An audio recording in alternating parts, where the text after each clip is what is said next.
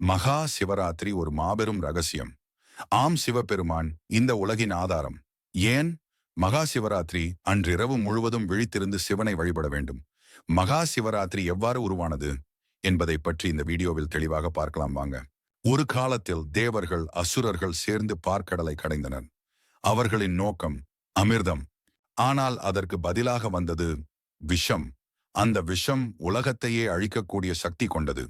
தேவர்களும் அசுரர்களும் என்ன செய்வதென்று தெரியாமல் தவித்தனர். அப்போது சிவபெருமான் தனது கருணை நிறைந்த திருவுருவத்தில் தோன்றி அந்த விஷத்தை அருந்தினார். ஆனால் அவர் விஷத்தை விழுங்கவில்லை. தன்னுடைய கழுத்தில் தடுத்து வைத்தார். அதனால் அவரது கழுத்து நீலமாகி அவருக்கு நீலகண்டன் என்ற பெயர் கிடைத்தது.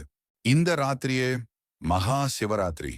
ஆனால் இது மட்டுமல்ல, மகா சிவராத்திரியில் இன்னொரு மர்மம் உள்ளது. வேட்டைக்காரன் ஒருவன் ஒரு காட்டில் இரவு முழுவதும் விழித்திருந்தான். மரத்தின் இலைகளை கிழித்து கீழே போட்டான். ஆனால் அவன் கவனிக்கவில்லை. அந்த மரம் ஒரு புனிதமான வில்வ மரம். கீழே சிவலிங்கம் இருந்ததை அவனுக்கே தெரியாமல் அவன் முழு இரவும் சிவனை வணங்கிக் கொண்டிருந்தான். அந்த பக்திக்கு பரிசாக சிவபெருமான் அவன் முன்னிலையில் தோன்றி அவனுக்கு முக்தி அளித்தார். மகா சிவராத்திரி என்பது ஒரு திருவிழா மட்டுமல்ல, அது ஒரு தருணம். நாம் சிவனை உணர்வதற்கான வாய்ப்பு.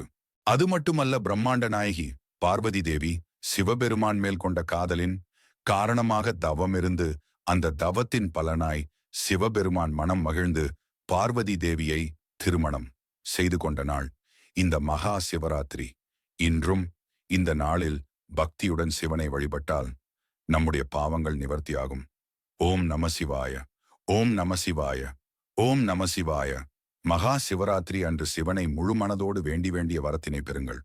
இந்த வீடியோ பிடித்திருந்தால் சப்ஸ்கிரைப் பண்ணுங்க, ஷேர் பண்ணுங்க, லைக் பண்ணுங்க, கமெண்ட் பண்ணுங்க.